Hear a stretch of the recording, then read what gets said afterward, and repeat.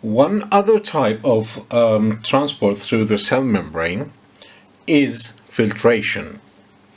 It is the passage of liquid and some small molten molecules from a high pressure medium to a low pressure medium.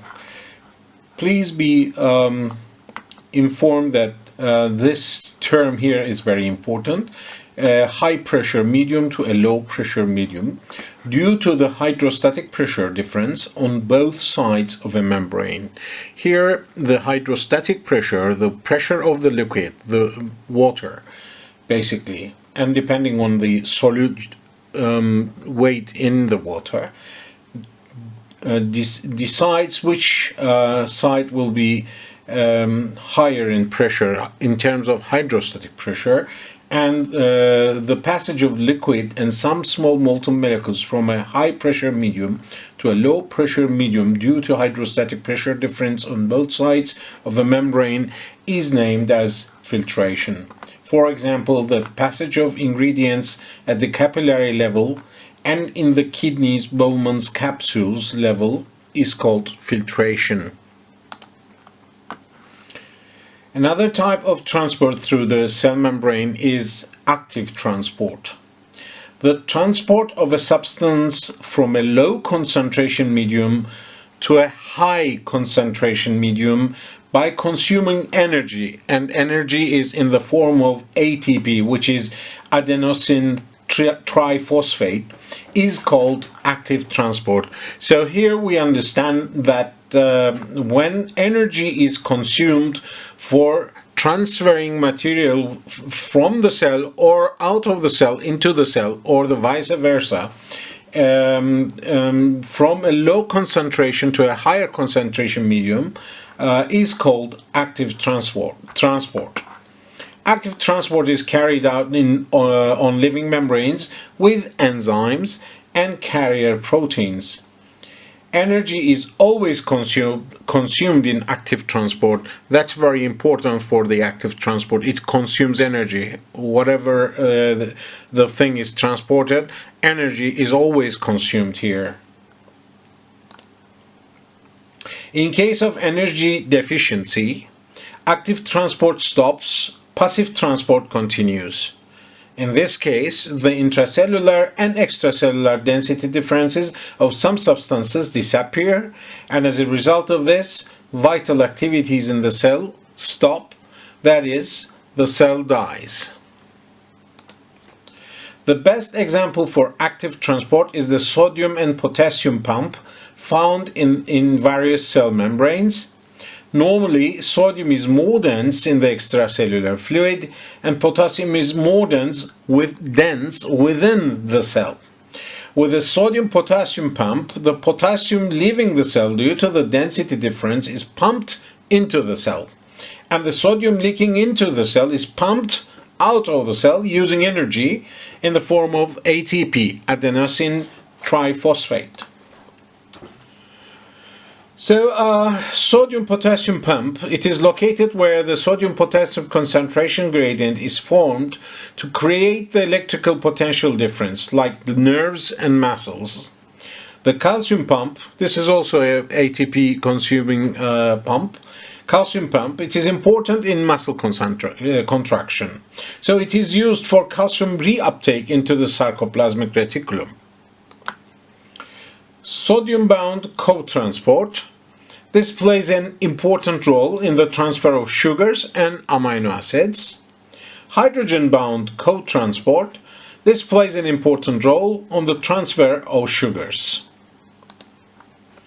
So, for all the explained transport systems, the molecule at the extracellular medium is bounded to a carrier system. The molecule carrier system complex passes through the cell membrane.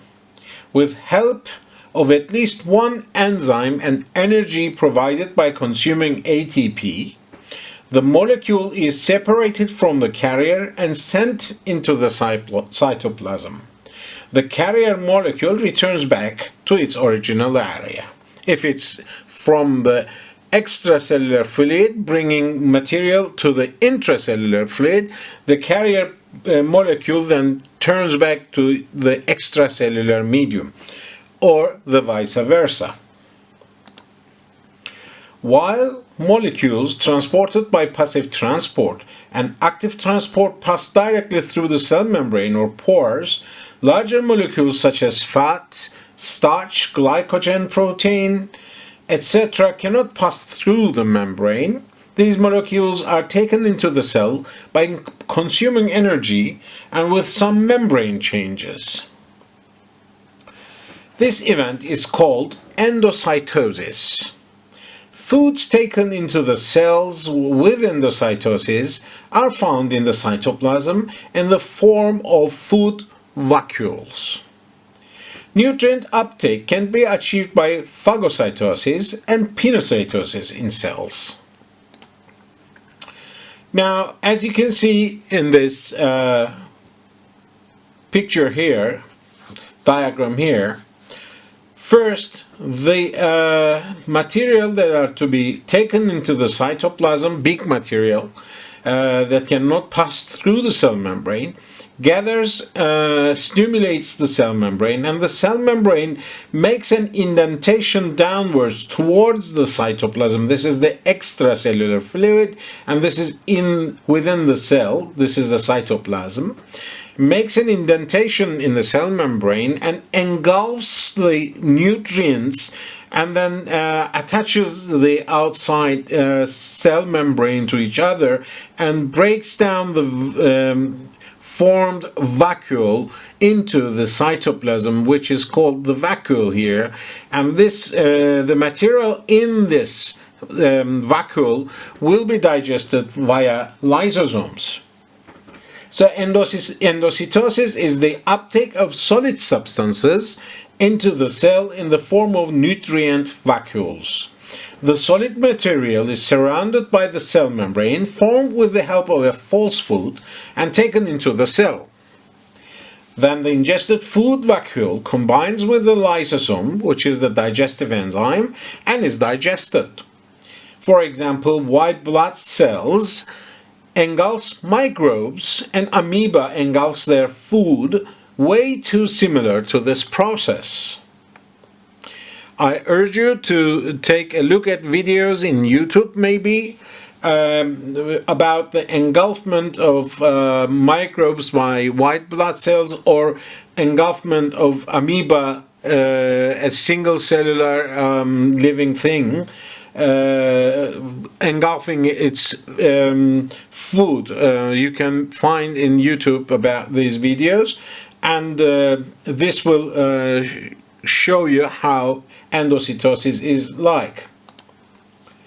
Now, pinocytosis is no different from endocytosis, but this time it is the liquid substances that are taken into the cell in the form of nutrient vacuoles. In pinocytosis, as the liquid substances touch the cell membrane, structures in the form of pockets or channels are formed towards the cytoplasm, and pinocytosis sacs are formed from these structures. In this way, the liquid substances taken into the cell are combined with the lysosome and digested. Receptor-mediated endocytosis, the extracellular macromolecules, macro means, it's big, bind to a receptor and forms a macromolecule ligand complex. This complex is then taken into the cell. For example, LDL, low-density lipoprotein, is one of the molecules taken into the cell in this way. So, when heart molecules are taken into the cell by the indentation of or by the forming of false food, and then the forming a vacuole in the cytoplasm with the engulfed nutrient in it, is called endocytosis. If In this way, the particle taken into the cytoplasm is liquid, and it's called pinocytosis. And we also have receptor mediate endocytosis, like the big molecules, macromolecules of low density lipoproteins, and they form this vacuole, and then they're digested. Now, as we are taking things into the cells, these things have to be excreted out of the cell, and this is named as exocytosis. So endo means taking into, and exo means throwing them out of the cell. So, as explained before, substances taken into cells by endocytosis are broken down into small molecules by lysosomal enzymes, intracellular digestion. The residual substances formed as a result of digestion in the sac and some metabolic products like transmitter hormones that need to be secreted are thrown out of the cell. This event is called exocytosis. It's the opposite of endocytosis. So in exocytosis, the vesicle attaches to the cell membrane, and its attached parts discharge its contents outside the cell to the extracellular fluid. And from this extracellular fluid, these unwanted particles pass through capillaries into the venules, and from venules to veins, and then they go to the liver, to the heart, for the blood to be oxygenated and detoxified by the liver. And energy is spent in exocytosis as in endocytosis. One of the most important part of the cell is the cytoplasm. Cytoplasm is the area where all intracellular organelles are dispersed, and cytoplasm is the media that everything is transmitted within the cell, and all the organelles live within the cell. So cytoplasm is a colorless, translucent, egg-white consistent or colloid in nature liquid that fills the cell between the cell membrane and the nucleus. The clear liquid part in which the particles are dispersed is called cytosol. The cytoplasm is alive, and all the vital activities of the cell take place here in the cytoplasm, which consists mostly of water. Apart from water, there are organic and inorganic substances, organelles, mineral salts, hormones, and vitamins within the cytoplasm. Inside the cytoplasm, there are small particles with different structures and functions. These are called organelles. The organelles are divided into three depending on their membranes of the organelles. So some organelles are membraneless; they don't have membranes, like ribosomes and centrosomes. Some have single-layer membrane. Some organelles have single-layer membranes, like Endoplasmic Reticulum, Golgi Apparatus, Lysosome, and vacuole. And some have double-layer membrane. These organelles are mainly the mitochondria. When we look at the ribosome, it is the place where protein synthesis takes place. It can be found on the nuclear membrane of the endoplasmic reticulum, or it can be free in the cytoplasm. It contains amino acids and ribonucleic acid, RNA, ribonucleic acid. Ribosomes are found in all living things except the viruses. So the information required for protein synthesis is in the DNA. It's within the nucleus of the cell. This information is sent from DNA to ribosome via RNA. So DNA makes a copy of the information that for the protein to be synthesized, And this is called the RNA. The copy is called the RNA, ribonucleic acid, and it is transferred to the endoplasmic reticulum, where the ribosomes are. And ribosomes use this coded protein to the RNA to produce the needed protein. The centrosomes are only found in animal cells. It consists of two perpendicular cylindrical structures called centrioles. So these are the centrioles, and they form the centrosome.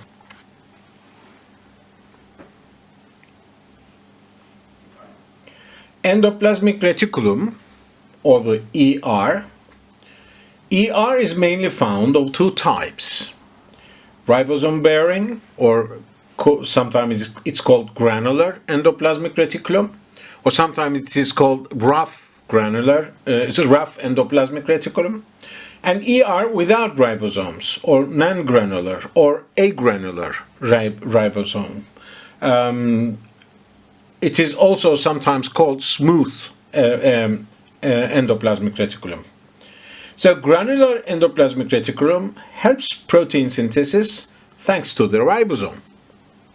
Non-granular, or the agranular or the smooth endoplasmic reticulum helps for fat synthesis. So here we see the nucleus of the cell, and very close to the nucleus of the cell you can see that this is the endoplasmic reticulum. You can see the spots, which are the ribosomes on it, and due to these ribosomes, the proximal part, or the part close to the nucleus, is called rough or granulated endoplasmic reticulum, and as it goes outward, it loses its granulations and becomes smooth or agranular endoplasmic reticulum. So the proximal part of the endoplasmic reticulum serves for protein synthesis, coming ribosomes from the nucleus, and the distal parts of the endoplasmic reticulum is responsible for fat synthesis within the cell.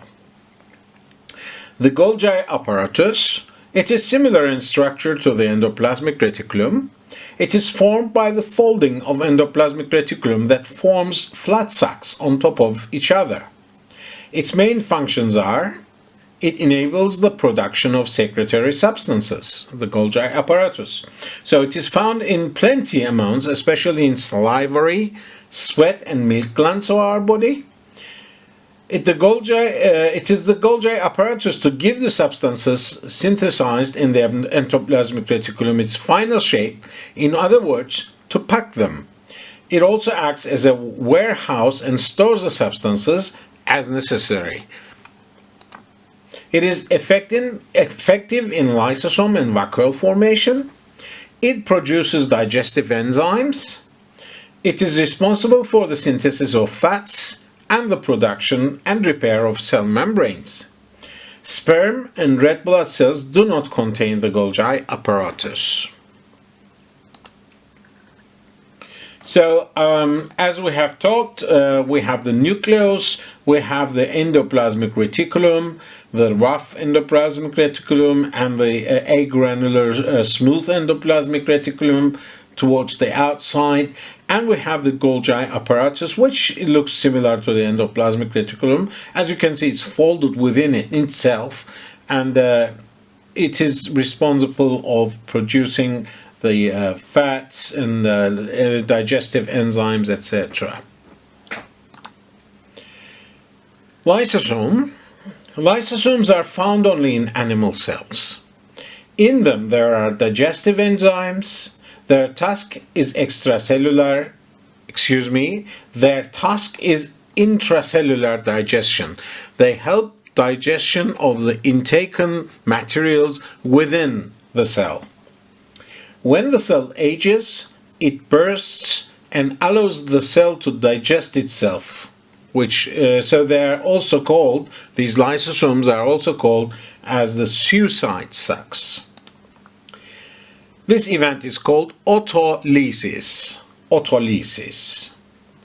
In addition, they break down foreign proteins and protein-like substances entering the cell.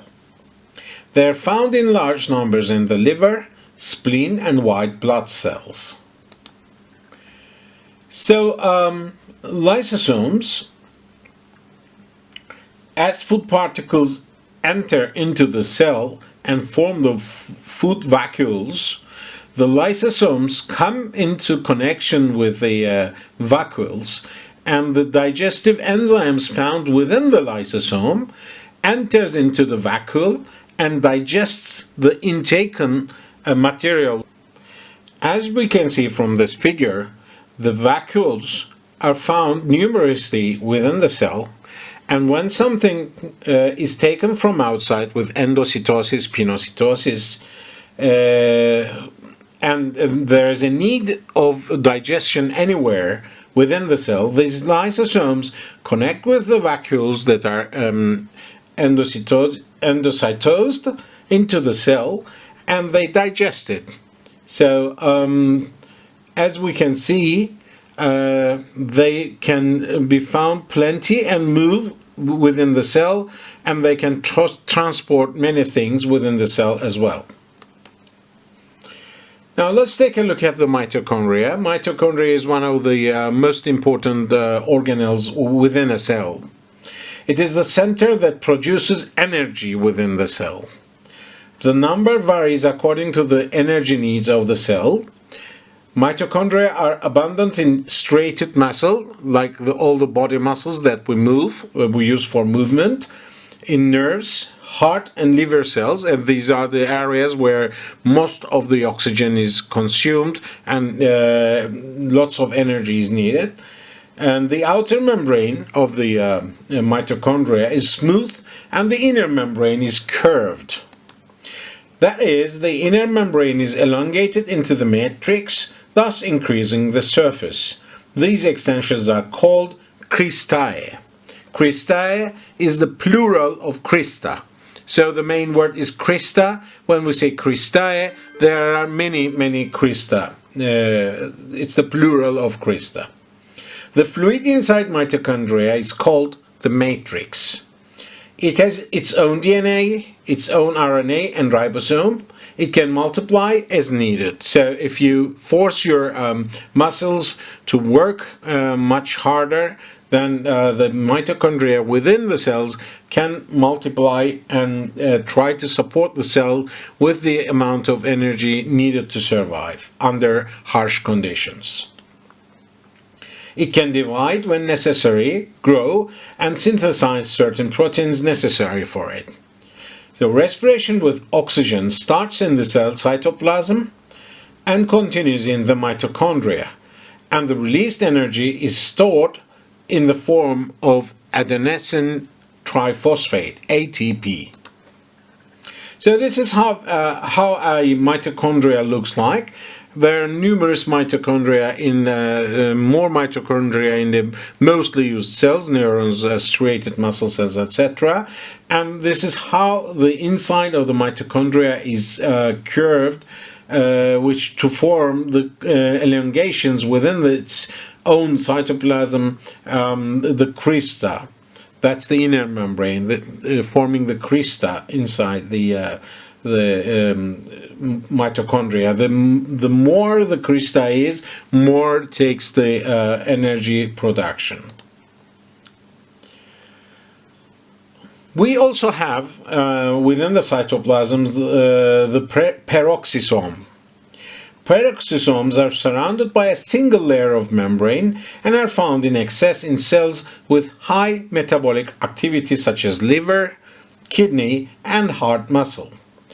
Peroxisomes include enzymes like catalase, oxidase, and also uric acid and D-amino acid. Catalase enzyme contained in peroxisome converts hydrogen peroxide, a highly toxic substance for the cell, into H2O, which is water, and to half oxygen. Peroxisomes from the largest source of metabolic energy peroxisomes form the largest source of metabolic energy by oxidizing fatty acids, and play a vital role for the cell with these properties. Now, within the cytoplasm, we have the nucleus. It's the brain of a cell. It's where all our DNA and genetic coding is rests and comes into action as needed. And it is the critical place for the cell division. The nucleus is the part that controls the division and growth activities of the cell. It is found in eukaryotic cells. Usually cells have only one nucleus. The duties of the nucleus is managing the cell, carrying the heredity information, and ensuring cell division.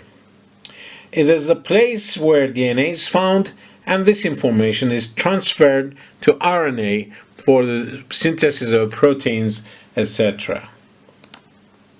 So we can examine the structure of the nucleus in 4 parts. The nuclear membrane. It is the part that separates the inside of the nucleus and the cytoplasm. It has 2 layers and its structure resembles the cell membrane. It has pores on it and is fully permeable. It lets the passage of RNA and ATP. It provides substance exchange between the nucleus and the cytoplasm. The second one is the nucleoplasma. This should be plasma. It is the part that fills the inside of the nucleus, similar to the structure of the cytoplasm. It contains water, organic and inorganic substances, nucleic acids, the DNA, namely the DNA and the RNA. The nucleolus is within the nucleus, and it is the part formed by concentration of nucleoplasma. It sometimes may be found to be more than one. It contains the RNA and proteins in its structure. It is thought to play a role in protein synthesis, and it disappears during cell division, then reappears within the 2 identical cells that are formed. And the chromatin threads. They are structures in the form of nets and balls dispersed in the nucleoplasm. During the division of the cell, they shorten and thicken and turn into chromosomes. Chromosomes carry protein and DNA molecules, which is our genetic code.